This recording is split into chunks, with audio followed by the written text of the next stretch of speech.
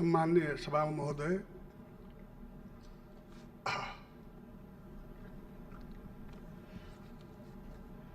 हामी सबैलाई थाहा छ यो असाधारण समय हो भनेर। यस्तो बेला नेपाल सरकारको आर्थिक वर्ष 2077-78 को नीति तथा कार्यक्रममाथि टिप्पणी गर्न सम्माननीय सदनमा उभिँदा नेपालीको आजको स्थिति र केही परिदृश्यलाई स्मरण गराइरहेको छु। एकातर्फ म कोरोना संक्रमणको जोखिममा जुझेर नेपालभरि अग्रपन्थीमा काम गरिरहेका स्वास्थ्यकर्मी, सुरक्षाकर्मी, सञ्चारकर्मी, सरसफाई कर्मीलाई स्मरण गरिरहेको छु भने अर्कोतर्फ कोरोनाबाट संक्रमित दिदीबहिनी, दाजुभाइ, तिनका परिवार छन् भने महामारी दिदीबहिनी, दाजुभाइ, तिनका परिवारलाई स्मरण गरिरहेको छु भने महामारीका कारण दुःखमा परेका किसान, स्वदेश र विदेशमा रोजगार गुमाइरहेका श्रमिकहरू, विदेशबाट घर फर्किन चाहेका तर नपाएर अप्ठ्यारोमा परेका नागरिक, बसेको ठाउँमा राहत नपाएर सयौं किलोमिटर हिँडेर घर जान बाध्य हजारौं मजदुर, विद्यार्थी, बेरोजगार, उपचार पाउन कठिनाइमा परेका अन्य रोगका बिरामी, उद्योग व्यापार बन्द भएका साना ठुला उद्यमी व्यापारी, बिहान साँझको छाक टाल्न नसक्ने अवस्थामा पुगेका मजदुर, त्यस्तै समस्यामा परेका गरिब, अपाङ्गता भएका व्यक्ति, एकल महिलाहरूलाई पनि सम्झिन चाहन्छु। म यस परीक्षण सामग्रीको अभावमा कोरोना परीक्षणको प्रतीक्षामा बसेका नागरिकहरू, भाइरसको महामारीले आफू र परिवारलाई कसरी जोगाउने, प्रकोप बढ्दै गए के स्थिति होला, यसले मुलुकलाई के गर्ला भनेर सन्ताप र त्रासमा परेका नेपाली दिदीबहिनी, दाजुभाइहरूको मनोदशा पनि बुझ्दछु। अनि हिजो मात्रै समयमै उपचार नपाएर कोरोनाको कारण मृत्यु भएकी सिन्धुपाल्चोककी सुत्केरी महिला, उनको काखको शिशु र उनको परिवारको मनोदशा पनि सम्झिरहेको छु। सरकारले यी सबैलाई आफू अभिभावक भएको अनुभूति गराउनु पर्ने समय हो। हाम्रो अपेक्षा थियो सरकारले ल्याउने नीतिले यस्तै विषयलाई सम्बोधन गर्नेछ। सरकारका कार्यक्रमले स्रोत साधनको समुचित व्यवस्था गरी समस्याको उचित समाधान गर्नेछ। तर सरकारको नीति तथा कार्यक्रमले अर्कै सन्देश दिएको छ। पहिलो सन्देश यो सरकारलाई कोभिड-19 ले गरेको र गर्न सक्ने क्षतिबारे ज्ञानै छैन। दोस्रो, सरकारलाई जनताको दुःख प्रति कुनै संवेदना छैन। जनताको पीडा बुझ्न सक्ने हृदय छैन। तेस्रो, सरकारसँग यो अप्ठ्यारो बेलामा भविष्यका लागि जनता आश्वस्त हुने कुनै योजना छैन। एक वर्ष नीति तथा कार्यक्रम उद्देश्यबाट बरालिएर बहुवर्षीय योजनाको कोरा कल्पना देखिन्छ। एक वर्षको नीति तथा कार्यक्रममा 10 वर्षको योजना जस्तो देखिन्छ। यो नीति तथा कार्यक्रम जनतामा आशा विश्वास जगाउनु पूर्ण असफल भएको छ। यो सरकार महामारी नियन्त्रण गर्न व्यापक तयारी गर्न पूर्ण रूपले चुकेको छ। नेपालमा पहिलो संक्रमित व्यक्ति 2076 माघ 10 भेटिएको 4 महिना पुग्न लाग्यो। लकडाउन भएको पनि आज 55 दिन पुरा भयो। हिजोसम्म PCR विधिबाट केवल 26,691 जनाको मात्र परीक्षण भएको स्वयं सरकारले तथ्याङ्कले देखाउँछ। यतिका दिनपछि पनि स्वास्थ्य कर्मीको सुरक्षा उपकरण लगायतका आवश्यक सामग्रीको उपलब्धताको प्रत्याभूति नहुनु, विश्वसनीय परीक्षण किटको अभाव हुनु, अस्पतालमा भेन्टिलेटर लगायतका अन्य उपचार सामग्रीको आपूर्ति नहुनु, कोरोना प्रभावबाट मर्कामा परेकालाई उचित राहतको व्यवस्था नहुनु, सीमा बाहिर बिचलीमा रहेका देशभित्र नै पनि घर बाहिर असहाय अवस्थामा रहेका नागरिकलाई सुरक्षित इज्जतपूर्वक घरमा पुर्याउने कुनै योजना नहुनुले पनि जनताले सरकार भएको अनुभूति गर्न सकेका छैन। म प्रश्न गर्न चाहन्छु, सरकारले लकडाउनको यो अवधिमा के तयारी गर्यो? परिस्थितिको गम्भीरताप्रति सरकार संवेदनशील हुन नसकेको दृष्टान्त यो हो तयारीविहीनता। विदेशमा लाखौँ नेपाली कोरोनाका कारण समस्यामा परेका छन्। भारतीय सीमा नाकामा हजारौँ नागरिक बिचल्लीमा परेका छन्। तिनले सरकारबाट सुरक्षित रूपमा घर फर्किने वातावरणको सहजीकरण होस् भन्ने अपेक्षा गरेका छन्। तिनका बारेमा नीति कार्यक्रममा ठोस योजनाको अभाव छ। स्वास्थ्य सामग्री तत्काल पर्याप्त प्रबन्ध गर्न, PCR परीक्षणको दायरा व्यापक रूपले समुदाय स्तरमा पुर्याउन, विभिन्न क्षेत्रका लागि आवश्यक राहतको व्यवस्थित प्याकेज ल्याउन र विदेशमा अप्ठ्यारो परेका नेपाललाई स्वदेश फर्काएर मापदण्डयुक्त क्वारेन्टाइनमा व्यवस्थित रूपले राखेर परीक्षण पश्चात घर पुर्याउने व्यवस्था मिलाउनु सरकारसँग माग गर्न चाहन्छु।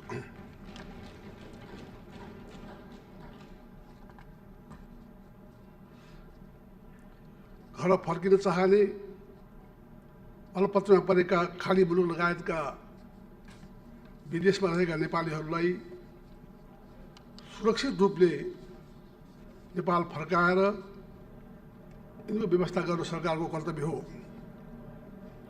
नीति तथा कार्यक्रममा केवल सरकारले आत्मप्रशंसा गरेको छ। विगत 2 वर्षमा निकै काम गरेको दावा गरिएको छ। म सम्माननीय प्रधानमन्त्रीलाई विगत 2 वर्षका नीति तथा कार्यक्रम पुनः एकपल्ट पढ्न अनुरोध गर्छु, जसले ती नयाँ नीति र कार्यक्रमका असत्य दावालाई उजागर गरेको छ। सरकारका 2 पहिलेका नीति कार्यक्रम हेरेर आफै लज्जित बन्नुपर्ने स्थिति छ। त्यो बेला 1 वर्षभित्र बनाउँछु भनेको गौतम बुद्ध एयरपोर्ट बनेको छैन।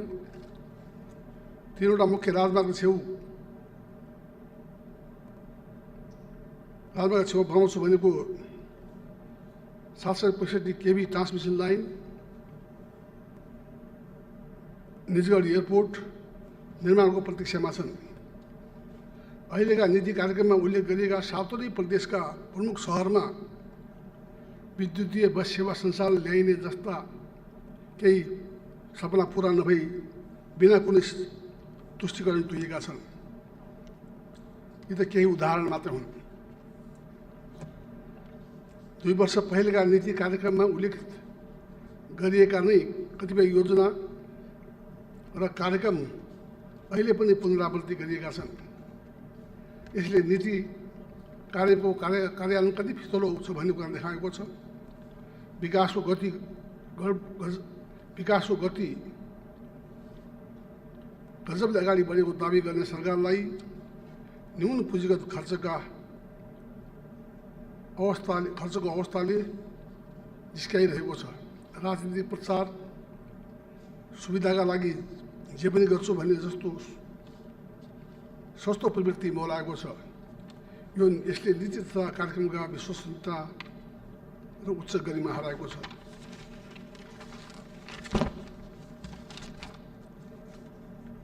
वर्तमान सरकार समस्यालाई ठिकसँग हेर्न सकिरहेको छैन या अप्ठ्यारोको गम्भीरता बुझिरहेको छैन।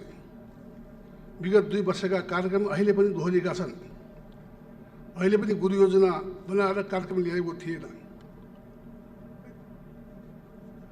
अहिले फेरि त्यसरी नै दोहोरिएका छन्। यसले खर्चको लक्ष्य धेरै राख्ने सङ्केत मिलेको छ। राजस्वको यो वर्षको लक्ष्य समेत नभेटिएको परिप्रेक्ष्यमा पुराना योजना पनि दोहोऱ्याइरहने र महामारीसँग लड्ने नयाँ खर्च पनि छुट्याउने हो भने यो सबैका लागि स्रोत कहाँबाट आउँछ? यसले निजी क्षेत्रलाई दोहन गर्ने, उनीहरूलाई ब्याङ्कबाट उपलब्ध हुने पुँजी सरकारले आन्तरिक ऋण उठाउने र जथाभावी वैदेशिक ऋण लिने गलत नीतितर्फ जान्छ। नीति तथा कार्यक्रममा सरकारले सुशासन, शान्ति सुरक्षा कायम गरेको, भ्रष्टाचार विरुद्ध कारबाहीलाई तीव्रता दिएको भनिएको छ। बालिका निर्मला पन्तको बलात्कार हत्या भएको 2 वर्ष पुग्दैछ। यो अपराधिक घटनाका प्रति सरकार उदासीन तर गैरजिम्मेदार व्यवहारले सुशासन र शान्ति सुरक्षाको विषयमा सरकारले दावालाई चुनौती दिएको छ। यो त एक प्रतिनिधिमूलक घटना मात्र हो। यस्ता अपराधका अनेकौं घटनालाई नियन्त्रण गर्न सरकार असफल भएको छ। भ्रष्टाचारका एकपछि अर्का काण्ड भएका छन्। पछिल्लो समयमा सार्वजनिक भएका यति काण्ड हुँदै सिक्युरिटी प्रेस खरिद सम्बन्धी काण्डमा मन्त्री नै भ्रष्टाचारमा संलग्न भएको घटनापछि सरकारले भ्रष्टाचारको नियन्त्रणको कुरा गर्नु जग हर्साउने विषय होइन र? कोरोना महामारीको बेला अत्यावश्यक सामग्री औषधि समेतमा भ्रष्टाचार गरिएको भनी प्रश्न उठ्नु, त्यसमा छानबिन हुनुको साटो प्रधानमन्त्री आफैले भ्रष्टाचारजन्य घटनाको बचाउमा उत्रिने र उन्मुक्ति दिने जस्ता घटनाले सुशासन र सदाचारको विषयमा सरकार पूर्णतः असफल भएको स्पष्ट पुष्टि हुन्छ। उल्टै सरकार सम्प्रेषण गर्न सञ्चार माध्यम, सामाजिक सञ्जाललाई अस्थिरता फैलाएको आरोप प्रधानमन्त्रीले लगाउनु भएको छ। उहाँको तहबाट यो अभिव्यक्ति आउनु एकातर्फ दुःख थियो भने अर्कोतर्फ प्रेसको स्वतन्त्र भूमिकालाई कुण्ठित गर्ने नियत समेत थियो।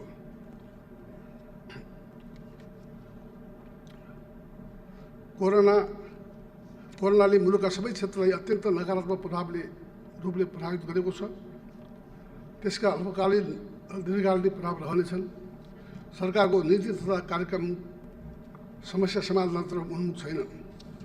देशभित्र उद्योग धन्दा, निर्माण क्षेत्रमा प्रभाव र विदेशमा रोजगारीबाट देश फर्किने ठुलो सङ्ख्या, बेरोजगारीको समस्या भयावह रूपले बढ्ने देखिन्छ। यसलाई संशोधन गर्न सम्बोधन गर्न सरकारसँग इच्छा शक्ति, क्षमता, इमान्दारी र दूरदर्शिताको अभाव छ।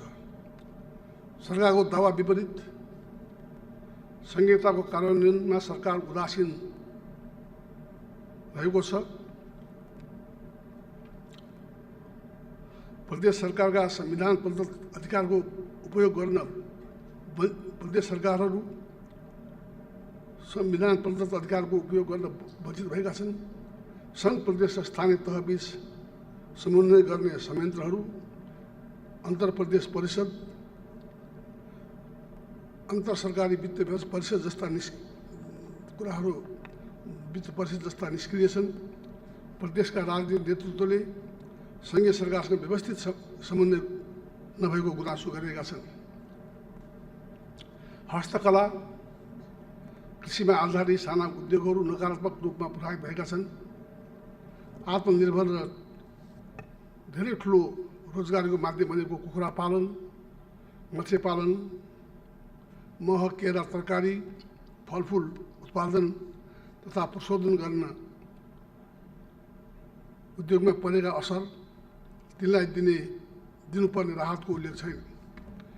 यो ती उद्योगमा आधारित व्यक्तिले रोजगारी गुमाउने आन्तरिक मन्दीका कारण उद्योग धराशायी भई देशभित्र आर्थिक असमानता थप बढ्ने स्थिति छ। सरकार अहिले पनि उद्योग, रेमिट्यान्स आदि क्षेत्रमा कोरोनाबाट भएको प्रारम्भिक क्षति अनुमान गर्न सकेको छैन। त्यसैले राहत पाउनुपर्ने उद्योगीलाई प्रोत्साहित गर्ने विषय नीति तथा कार्यक्रममा समेटिएको छैन। सरकारसँग निर्यात बढाउने विश्वसनीय नयाँ योजना छैन। सरकारले सञ्चालन गरेका रोजगार योजनाहरूको गुणस्तर, स्रोत परिचालनको तरिकामा गम्भीर प्रश्न उठेको छ। विगतमा सञ्चालन गरिएका प्रधानमन्त्री रोजगार योजनाले देशको सम्पत्तिको दुरुपयोग भएको पनि आम जनता र सञ्चार माध्यममा व्यापक विरोध भइरहेको छ। दिगो पूर्वाधार निर्माणका लागि लिनुपर्ने वैदेशिक ऋणलाई कार्यकर्ता पोस्टे काममा खर्च भइदिएको स्वीकार्य हुन सक्दैन।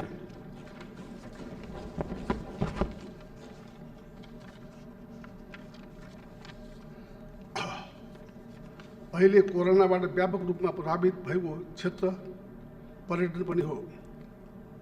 पर्यटन प्रवर्धन सम्बन्धी कुनै नीति आएको छैन। केही एयरपोर्टको निर्माण मर्मत मात्र दिगो गुणस्तरीय पर्यटनको स्रोत होइन।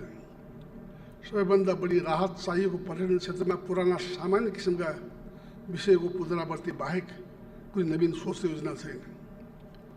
राष्ट्रिय गौरवमा परेका योजनाको अवधि लागत दुवै बढेको छ। सरकारले उच्च प्रविधि प्रयोग गरेर सडक बनाउन सकेको छैन। सही योजनाको छनौट, विकास कार्य गुणस्तर, निर्माण क्षेत्रमा निर्माणको क्षमता वृद्धिमा ध्यान दिएको छैन। ऊर्जा क्षेत्रको कार्यक्रमले निजी क्षेत्रलाई व्यवस्था गरेको छ। कैयौँ योजना महामारीले पीडित छन्, त्यसलाई राहत वा अन्य कुनै व्यवस्था गरेको छैन। यस्तो अप्ठ्यारो बेलामा पनि सरकार मितव्ययीको पक्षमा देखिएन। यो सरकार आफैले गठन गरेको आयोगको मितव्ययिता सिफारिस समेत लागू गर्न तयार छैन। वैदेशिक ऋण निरन्तर बढिरहेको छ। सरकार मितव्ययी हुनु र वैदेशिक ऋणका निम्ति पारदर्शी हुन आवश्यक छ। नेपाली भूमि अतिक्रमण, खास गरेर डिम्पिया, धुरा, लिपुलेख, कालापानीबारे नीति कार्यक्रममा उल्लेख भएको विषय सकारात्मक छ, तर यो अपूर्णीय पनि छ। मित्रराष्ट्र भारत, चीन दुवै मुलुकले सन् 2015मा गरेको सहमति अनुरूप नेपाली भूमिमा भारतबाट सडक निर्माण गर्ने कार्य गरेको छ। दुवै छिमेकी मुलुक बीच भएको सहमतिको नेपाली काङ्ग्रेसले तत्कालै विरोध जनाएको र सुशील कोइराला प्रधानमन्त्री हुनुभएको नेपाली काङ्ग्रेसको नेतृत्वको सरकारले प्रोटेस्ट नोट समेत पठाएको म स्मरण गर्न चाहन्छु। नेपाली भूमिमा भएको अतिक्रमण र सडक निर्माण बारे छिमेकी मुलुक मित्र राष्ट्र चीनसँग समेत उच्च स्तरमा सार्थक परिणाममुखी वार्ता गरी समस्याको समाधान गर्नुपर्दछ।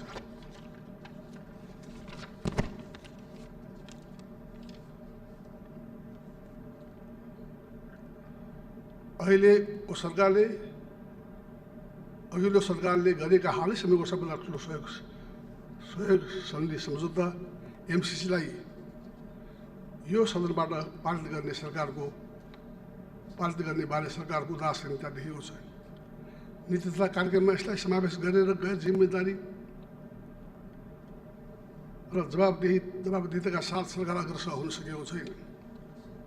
यही सदनमा प्रस्तुत गरेर पारित गर्ने प्रक्रिया अघि बढाउन माग गर्दछु। पूर्ववर्ती सरकारले गरेका निर्णय सम्झौता उल्लङ्घन गर्दै जाने हो भने यस प्रवृत्तिले गलत नजिर स्थापित गर्ने पनि हुन सक्ने पनि चेतावनी दिन चाहन्छु। अन्तमा यो वर्षको नीति तथा कार्यक्रमले मुलुकलाई प्रगतिको बाटोमा लैजाने सृजनशीलता देखाउन सकेको छैन। आवश्यक नीति तथा कार्यक्रमको अभाव छ। पुराना कार्यक्रम दोहोरिएका छन्। राजस्वमा आउने कमीले कुनै प्रभावबारे केही बोलेको छैन। अहिलेको महामारीले पार्ने बहुआयामिक प्रभावबारे नीति तथा कार्यक्रम बोल्न सकेको छैन। नेपाली समाज कोरोनाले पार्ने नकारात्मक प्रभावको अल्पकालीन दीर्घकालीन समाधान उचित उपायको खोजी गर्न सकेको छैन। म सरकारलाई बजेट व्यवस्थापनमा सबै कुरालाई गम्भीरतापूर्वक ध्यान दिन सुझाव दिन चाहन्छु। अहिले यो सदन मार्फत म सम्पूर्ण नेपाली दाजुभाइ दिदीबहिनीहरूमा के भन्न चाहन्छु भने यो कोरोना अत्यन्तै डरलाग्दो भाइरस हो। यसको चाहिँ भ्याक्सिन आउने कुराको निश्चित छैन। त्यसैले सबै नेपालीहरूले आवश्यक डिस्टेन्समा रहेर आफ्नो र परिवारको मात्रै होइन समाजको स्वास्थ्यको ध्यान राख्न पनि म अनुरोध गर्न चाहन्छु। र यसमा हाम्रो पार्टीको तर्फबाट, हाम्रो संसदको तर्फबाट आउने संशोधन प्रस्ताव आउने नै छ भन्ने पनि म चाहिँ नि यो सदनमा जानकारी दिन चाहन्छु। तपाईँ यति भन्दै बिदा हुन्छु। धन्यवाद। जय नेपाल।